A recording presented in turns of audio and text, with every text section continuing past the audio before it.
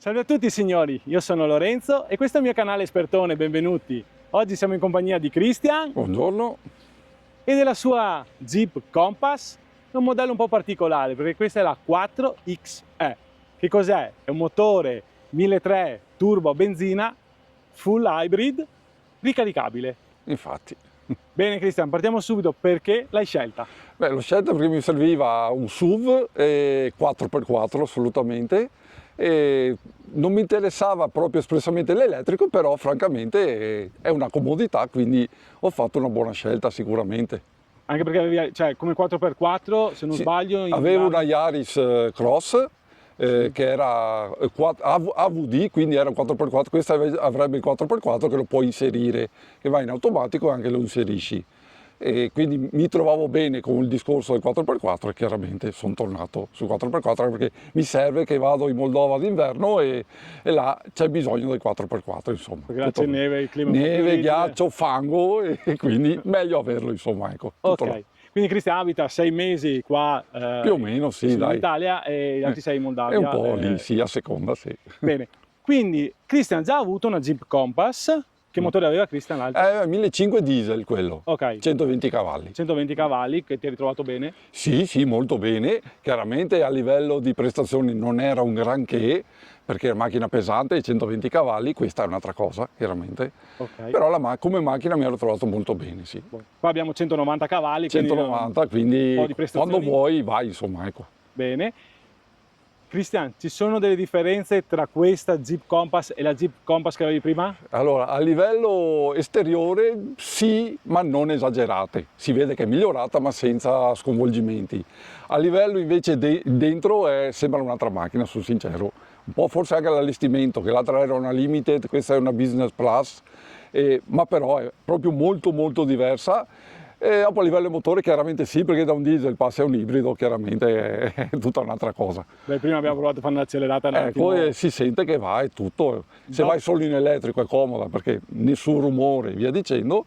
Più o meno quanti chilometri fai? Hai provato? Quanti chilometri fa con un pieno di batteria, diciamo, che sono Con un 11 pieno di kW? batteria sì, 50-55 adesso. 50-55, Sì. quindi vuol dire che con un kilowatt fai sui 5 km, 5 km e mezzo. Più o meno sì, siamo là. Ok. No, era giusto per calcolare, perché più o meno adesso la corrente a casa la paghiamo 30 centesimi. Da quello che ho guardato sono sui 20 io, però 20 centesimi? Sì, dopo è difficile fare i conti perché se guardi una bolletta Ok. ci vuole uno studio. Comunque io ho calcolato sui 20 centesimi al kilowatt. Bene, allora calcoliamo un attimo, così due conti veloci. 11 kW, 20 centesimi sono 2,20 euro. 2,20 €. Faccio Sì. 50 km. Sì. La benzina costa 1,90 €, €, 1,90 € al litro. Circa così a spanne sono come fare 40 km. Più o meno, sì, abbondante, sì, tranquillamente, sì. Parliamo di costo, non parliamo di consumi diciamo reali che va a benzina. Parlo di costo al chilometro, più o meno come se facesse 40 con... Sì, quando vai, sì. Esatto, quando va a benzina. Quando va perché dopo finita la batteria. Finita la batteria vai in ibrido e allora lì al momento ancora non lo so perché a 1000 km e fatti al 70-80% in elettrico, quindi è Adesso abbiamo visto difficile. la media, siamo a 95, Sì. 95 km con un litro di benzina, sì, cosa assurda. Chiaramente è improponibile. Vabbè, però comunque chi sceglie quest'auto qua magari dice io a casa mi carico l'auto, ogni giorno vado a lavorare come fai te, Sì. faccio 50 km al giorno, Chiaro. bene, con 2 euro. Vai sempre così, sì, infatti. Esatto. Se devi fare il viaggio comunque hai una macchina normalissima, un normalissimo ibrido, che adesso io non lo so, io penso, però bisogna provare, che farà sui 20-25 facendo, se cominci a tirarla via dicendo, chiaramente vai molto giù. Beh, vedremo quando magari torniamo il prossimo Bravo. anno. Quando ho fatto il viaggio andata e ritorno, sono 3500 km, lì avrò delle idee più precise. È su 1700, quindi 1700 andare, 1700 tornare. sì, certo. Ora allora io direi che il prossimo anno, magari più o meno, si può prima rifare, facciamo la recensione e vediamo quanto consuma veramente in autostrada. Il vero consumo su un viaggio che fai tutto in ibrido, chiaramente. Esatto, sì, questa sarà magari una bella recensione. Sì, sicuramente. Bene, e quanto costa un'auto del genere? Allora, a me perché io l'ho presa a noleggio, quindi per carità è diverso, Ok. però diciamo che ti arriva sul prezzo era messo 43.000 euro. Però dopo c'è altri discorsi, sì, va bene, quindi non lo so esattamente se vai Quanto paghi di rata? Ecco. Ecco, io pago 580, 580, però senza anticipo e tutto incluso tranne i pneumatici che mi arrangio io. C'è anche la casco? La casco completa, hai la franchigia, hai i 200 euro sui vetri, se rompi un vetro, e 500 euro se distruggi la macchina, per capirci. Tu paghi 500 euro, però non ti ridanno un'altra macchina nuova e a posto. Buono. Allora, vi dico questi dati qua, ho chiesto questa cosa qua a Cristian apposta perché ultimamente mi state chiedendo anche, fai dire al proprietario come ha fatto ad acquistare un'auto del genere, Certo. perché acquistare adesso un'auto del genere, tirare fuori 43.000 euro così di tasca, con i soldi che prende un operaio normale, a mettere giù 43.000 euro, buonanotte. E allora è giusto portare anche nel canale, secondo me, come i consumi reali, quelle cose là, come facciamo a pagare le auto oggi con questi prezzi qua. Certo. Cioè 43.000 euro, una volta ti prendevi un super macchinone. Sì, sì, no, beh, adesso hai una bella macchina, ma insomma niente di particolare, chiaramente. Ho voluto portare anche questo discorso qua perché me l'avete chiesto in tanti. Per quello, da adesso in poi, se va bene, cioè se vedo che nei commenti scrivete che è giusto portarlo, metteremo anche come si fa ad acquistare un'auto oggi, perché cioè, i prezzi sono veramente lievitati. Certo. Ecco, tutto qua. Bene, passiamo all'auto, facciamo un giretto veloce attorno, guardiamo gli interni e poi se Cristian vuole andiamo a fare una prova su strada, a vedere l'accelerazione, come va e come è fatta dentro, come funziona. Eccoci qua, partiamo dal frontale. Allora io la Jeep Compass l'ho già fatto una recensione, quella con quella di Diego, che era un 1.600 diesel, 120 cavalli, ma adesso vi porto questo qua che è il restyling che hanno fatto l'anno scorso, mi sembra, 2 anni fa il restyling. Allora hanno portato innanzitutto i fari sono full LED, fari di posizione, vedete i fari abbaglianti e anabbaglianti, le frecce se non sbaglio sono ancora però alogene, qui vediamo qua, e abbiamo anche i feni di nebbia incassati qua, piccolini ma molto belli, incassati molto bene. Poi abbiamo il classico logo della Jeep, eccoci qua, e vedete qua c'è la telecamera frontale che è ben mimetizzata al centro. Qui in questo caso abbiamo l'allestimento con le telecamere a 360 gradi, che sono molto utili soprattutto sul fuoristrada. Adesso andiamo a vedere dove sono. Dei bei cerchi, se non sbaglio sono da 18, sì 18, la ruota è 235, 55 raggio 18 come vedete. Belli questi cerchi qua, ben fatti. Qua la scritta Compass col bordino che vedete che è blu, azzurro come volete chiamarlo, ed è appunto perché è la versione 4XE. Qui vediamo sugli specchietti, vedete le telecamere del 360 e vista lateralmente è così. Sì, è molto simile a quella di prima, no Cristian? Sì, sì, molto simili. Ed eccoci qua, guardiamola posteriormente, sempre il solito simbolo Jeep, e questa è la differenza principale, 4XE. Questa è l'unica sigla che fa la differenza sull'ibrido. Vediamo sotto, non si vedono gli scarichi, comunque è qua sotto, lo vedete qua sotto in basso. Sempre che qui fari a LED, qui dietro invece sui retronebbia abbiamo delle lampade alogene, qui e anche qua. Per quanto riguarda la retromarcia sono qua, che sono sempre deve essere anche qui delle lampadine alogene. E adesso andiamo a vedere un attimo il bagagliaio, così magari Cristian se ce lo apre, si apre il bagagliaio. L'altra volta si è aperto tranquillamente col piede. No, ok. Eccoci qua. Bisogna che mi avvicini un attimo con la chiave. Ecco bene. Avvicinandoci con la chiave, magari Cristian mi stava raccontando, appunto, aveva qualcosa dentro in mano, sì. La spesa, è arrivato sotto col piede, tac, aperto il bagagliaio. È una cosa molto pratica. Sì, comoda, niente da dire. Eccoci qua, questo è il bagagliaio. Cristian, se vuoi darci 2 misure, magari della profondità.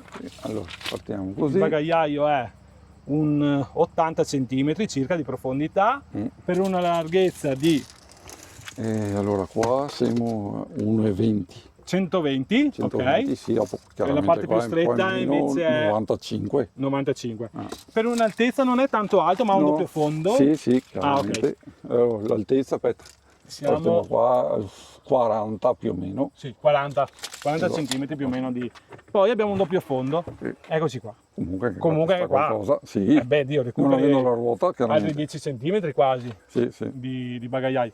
Non ha le batterie che ingombrano perché il bagagliaio resta comunque uguale, nonostante che hanno 11 kW di batterie. Bene, adesso proviamo un attimo a salire dentro e vediamo un attimo gli spazi. Cristian, tu sei alto 1,85. 1,85. Eccoci qua, adesso lui si chiude, sempre col piede. Anche questo è una bella cosa. Bene, saliamo dietro così vediamo quanto spazio c'è. Adesso Cristian prova a salire dalla sua parte. Aspetta che lo sarà. Eccoci qua. Vedete, allora Cristian è alto 1,85. Il sedile è impostato sulla sua altezza davanti. Sì, sì. Dietro ci sta tranquillamente. Sì, sì, madonna. Ecco, cosa che noto, ha le maniglie per appendersi. Cosa che sulle ultime auto che ho fatto non ce l'ha più nessuno. Non so come mai, che scuse hanno tirato fuori le... Non ci sono. Risparmiano soldi. Risparmiano soldi, tutto qua. Per me, anche per me è così, Cristian. E quindi, ecco, spazio in altezza ne abbiamo, spazio per le gambe, Cristian, ce n'è, sì, tranquillamente. Dietro, come vedete, abbiamo le bocchette dell'aria. Sulla vecchia Compass c'erano? Non mi ricordo. No, no. Non c'erano le bocchette dell'aria? No. Ok. Sulla mia no, almeno. Almeno sulla tua no, bene. Presa scusate, USB-C, USB normale e sotto qui, come vedete, c'è una presa a 12 volt. È interessante. La plancia vista da dietro, ve la faccio vedere così.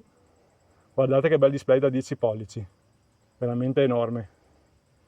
Abbiamo anche delle luci qui incassate sulla maniglia, come vedete, molto interessanti, che alcune non gliela mettono le luci. E poi, guardate qua, vista da dietro. Sedili in pelle e tessuto. Spazio ce n'è, comunque si sta veramente comodi qua dietro. Guardate qua, vi faccio vedere un attimo i sedili. Qua c'è anche un bracciolo centrale, Cristian, da quello che vedo. Sì. Eccoci qua col portabicchieri. Sì. Eccoci qua. E bei sedili in pelle, anche il tessuto sembra di buona qualità. Dopo magari quando rifaremo la recensione il prossimo anno, vediamo come si è consumata e come è andata, insomma. Bene, adesso proviamo a salire davanti. Saliamo davanti, eccoci qua. Allora, materiali. Qui siamo plastica abbastanza morbida comunque, qui abbiamo tutta in pelle, come vedete qua, e 4 finestrini elettrici, 2 automatici, quelli davanti sono automatici, quelli dietro no. Qui abbiamo per regolare i specchietti, una bella manigliona per uscire e qua abbiamo tutto quello che riguarda la parte dell'ibrido, dell'elettrico, perché questa può andare solo elettrico, come dicevamo prima, per 50 km, vero Cristian? Sì, infatti. E qua abbiamo la regolazione dei fari, eccetera. Poi abbiamo cruise control adattativo, tutto quello che riguarda il mantenimento di corsia, eccetera. Quindi tutti gli ADAS ci sono. Il cambio è un automatico, logicamente essendo ibrida. E guardate che bel display, grande. Belle le scarpettine qua sopra, fatte dalla nonna Lucia. Ed eccoci qua, vedete? Gli interni sono questi. Adesso saliamo, io salgo dietro e Cristian da davanti ci spiega un attimo come è fatta l'auto. Eccoci qua, allora io sono salito dietro, Cristian è davanti, che così riesco a fare le inquadrature meglio. Come vedete abbiamo un bellissimo display da 10 pollici. Prima Cristian sull'altra Compass era proprio un display... Sì, piccolo, era incorporato come, era tutto un blocco qua. Sì. E non so se era da 5, da 6, adesso... Sì, piccolino proprio. Era piccolo comunque, sì. E per quanto riguarda invece anche il cruscotto, vedete come è fatto? Tutto un display praticamente. Guardate i consumi là, 95.4. Sì, è assurdo, però vabbè, torniamo a ripetere, è nuova l'auto, quindi dopo andremo a vedere magari fra un annetto come va. Qui cambio automatico, climatizzatore bizona, sì. Cambio automatico, e qua c'è il select terrain, cioè io posso andare a selezionare se voglio sabbia, neve, automatico, si arrangia l'auto a far tutto da sola. E poi qua per quanto riguarda il 4x4, vedete, abbiamo il blocco del 4x4, l'assistente alla discesa e il 4x4 bloccato, proprio se ci sono delle condizioni difficilissime. Anche qui abbiamo micro USB, scusate, USB-C, che c'è su con questa micro USB, USB-C e USB normale, freno stazionamento elettrico, caricatore wireless. Carica wireless anche. Sì. Qui abbiamo il cellulare di ricarica, ti sta il tuo telefono, direi. Sì. S22 Ultra qua ci sta. S22 Ultra, vero Cristian? Sì. Quindi 23, scusa. Scusate. S23 Ultra, però le dimensioni sono sempre quelle. Appunto. Una bella misura. Bene, vista così, abbiamo anche lo specchietto retrovisore fotocromatico, quindi se qualcuno vi fa i fari si oscura da solo, e le alette parasole ci sono con anche le luci. Christian, qua abbiamo... Sì, di qua anche di là. Eccoci qua, vedete, retroilluminate. Anche questo su certe auto iniziano a toglierle, sempre per risparmiare. Madonna santa. Quello là serve, ecco. Bene, e cosa ci manca da dire degli interni? Ben rifiniti, tutti belli in pelle, le belle incuciture, impunture qua, vedete, con le cuciture così bianche, ben fatte, insomma. I materiali dentro sono cambiati tantissimo. Madonna, sì, Cristian mi fa sì, è cambiata sì. tanto. Ecco, una cosa sul 4x4 elettrico, che tanti dicono no, non è come le vecchie Jeep quel che là. Ho visto uno speciale sul 4x4 e dicono che il 4x4 elettrico è molto più preciso di un 4x4 meccanico, perché il motore può fargli fare anche un quarto di giro alla ruota. Sì. Cioè, quando abbiamo bisogno non è che slitta e dopo va. Infatti, può far andare 3 ruote e una lasciarla in parte perché non serve, quindi sì. Diciamo che usa quello che gli serve, insomma. Esatto. Magari quando la proverai sulla neve, cose genere, ci dirai come va, Cristian. La prossima recensione facciamo... Magari questa è giusto un'anteprima, diciamo così, perché Christian ce l'ha da poco, l'ha usata anche poco, ma era giusto per portarvi quest'auto che secondo me è molto interessante, signori. E soprattutto adesso che andiamo a provarla, vedete che prestazioni che ha, che non sono affatto male. Bene, guardiamo un attimo i sedili, visti anche quelli davanti sono ben fatti, quello sì, ma comunque siamo su un'auto anche da più di 40.000 euro. Quindi ci mancherebbe altro che non avesse certe rifiniture. Ok, adesso noi siamo dentro in auto, c'è il climatizzatore acceso e l'auto sta andando ad energia elettrica. Noi siamo arrivati col 90%, adesso 89%. E quindi stiamo consumando energia come un climatizzatore di casa che va ad energia elettrica. Un altro dettaglio che vedevo qua sono la regolazione delle cinture. Guardate quanta escursione hanno. Quindi va bene per qualsiasi taglia, per qualsiasi persona, insomma. Al momento, Cristian, sei soddisfatto dell'auto? Per il momento molto. Molto. Sì. Dai, dopo voglio proprio fare un appuntamento fra un anno. Giustamente, che allora hai fatto viaggi, hai fatto strada, veramente. Dai, che hai fatto strada e vediamo come si comporta. Bene, adesso andiamo a fare un giretto e andiamo a provarla e poi facciamo le conclusioni. Bene, quindi adesso andiamo a fare un giretto di prova. Prima però ci siamo dimenticati di dire che comunque Android Auto wireless, no Christian? Sì, non serve collegare nessun cavo né niente, ha anche l'Apple CarPlay, quindi tutto quanto senza fili ormai, comodo, molto comodo, non serve stare a collegare fili eccetera. Le telecamere a 360 sono così. Allora possiamo vedere l'auto dall'alto, come vedete, adesso qua siamo su un parcheggio, possiamo vederla solo la retrocamera posteriore, frontale, perché anche la frontale grandangolare, sì. Ok, frontale grandangolare, frontale. E l'auto, questa qui è vista dall'alto come? Ok, un'altra telecamera, bene. Dietro dall'alto. Ho capito. Molto bene. Visualizza, ok. Bene, quindi adesso andiamo a provarla. Qua abbiamo tutti i tastini, sempre per le batterie, l'antislittamento, il mantenimento di corsia, i sensori di parcheggio. Sì. Ok, perché l'altra volta Cristian mi fa ma non hai i sensori di parcheggio? Dio, impossibile che non hai parcheggio. Sì, ce li ha comunque. E anche nel cruscotto, guardate, c'è disegnata l'auto per far vedere come siamo messi. E questa è una cosa interessante, cioè da vedere quando fai il retromarcia, sai che sei coperto a 360 gradi. Dopo sembra meglio guardare che ci sono ostacoli strani. Bene, quindi che dite? Andiamo a provarla? Via. Allora accendiamo. L'auto è già accesa, quindi non si sente niente perché essendo elettrica.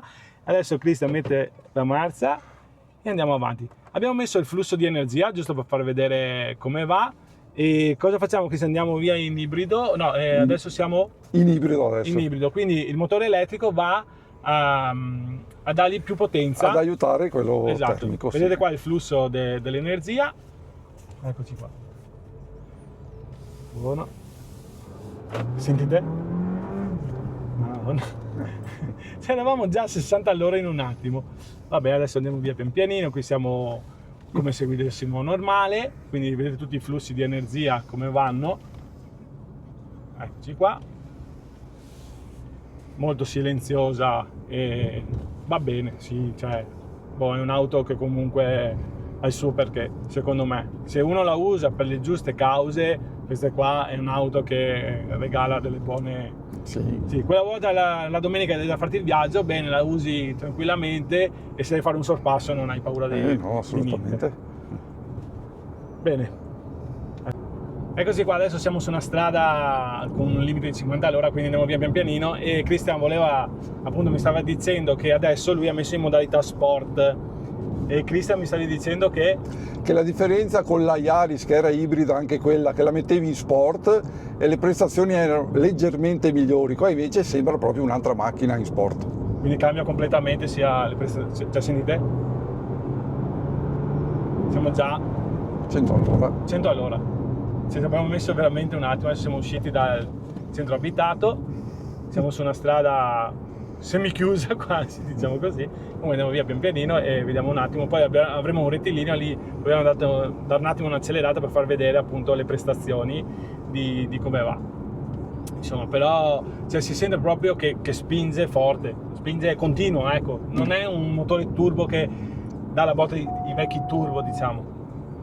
Suona. Aspetta. È il coso di corsia. Ah, ok, il mantenimento di corsia che suona. Non lo togli, io lo tolgo ogni volta perché mi dà fastidio. Perché stavamo andando sulla linea bianca? Sì. Ok. Sì, aspetta adesso che sarà obbligatorio tutti i sistemi che suonano, i cicalini, anche il limite di velocità adesso. Lo aveva questo all'inizio, lo aveva, sono anche diventato matto a trovare come toglierlo. Mi suonava ogni volta che superava il limite. Ma diventa, per carità, io rispetto, però è chiaro che se a 50 vai a 52 e comincia a suonarti ogni volta e insomma... Sì, non ti accorgi neanche. Bene, proviamo un'accelerazione e via. Lei va continua. C'è un... buono. Sì. E il cambio di marcia è veramente velocissimo. Sì. No, lei va. Bisogna... Devo passarmi una mano. E va bene. Vedete che adesso lui sta decelerando e le ruote stanno generando energia. Vai. E stanno generando perché con la frenata rigenerativa mi carica l'auto. Guardate qua. Vedete qua ci sono i consumi, la batteria. Adesso prova a mollare l'acceleratore, Christian, che vediamo. Vedete, meno 13, meno 5, meno 25 ha fatto all'inizio perché lui sta ricaricando la batteria. Quindi non viene sprecato niente di energia, viene tutto recuperato. Aspetta che polanca questo. Ok, questo infatti vedi che fa quasi un po' di freno e ora come ricarica di più. Quindi ricarica di più, quindi fa più freno motore, diciamo così. La frenata rigenerativa è molto più forte e va a ricaricarmi di più. Soprattutto qua, ecco, questo quando andrai in montagna, Christian, usalo perché andando giù per le discese ti aiuta invece di mettere ti ricarica sempre robe. Bene, torniamo da dove siamo partiti, così facciamo le conclusioni e niente. Eccoci qua, siamo tornati dalla prova, avete visto che ripresa che ha quest'auto, veramente fenomenale, motore che viaggia, Christian. Sì, va. Qua deve essere bello andare a fare un bel viaggetto, certo. Buono, e ringrazio ancora Christian per averci portato l'auto qui. Prego. E per i consumi reali, proprio quelli... Ci diamo appuntamento magari fra un anno o in primavera del prossimo anno? Primavera abbiamo un'idea precisa. Ok, così vedremo quanti chilometri hai fatto, come è andato il viaggio, se hai trovato delle difficoltà sulla neve. Infatti. E ci racconti bene l'auto come va. Giusto. Vabbè, magari fai anche qualche foto dei consumi tanto che fai il viaggio. Sì, giusto. Così dopo lo mettiamo come testimonianza, perché a me piace portare i consumi reali e quello che veramente un'auto viene usata. Giustamente. Dalle persone, non dalle concessionarie, dalle cose. Ci servono dati reali che vogliamo portare veramente come vanno queste auto e quanto costano e quanto si pagano. Buona signori, grazie a tutti per essere rimasti con noi, ringrazio di nuovo Christian e ci diamo appuntamento non nel nostro canale fra un anno, ma con Christian ci diamo appuntamento fra un anno per vedere il tutto. Grazie a tutti e arrivederci. Arrivederci.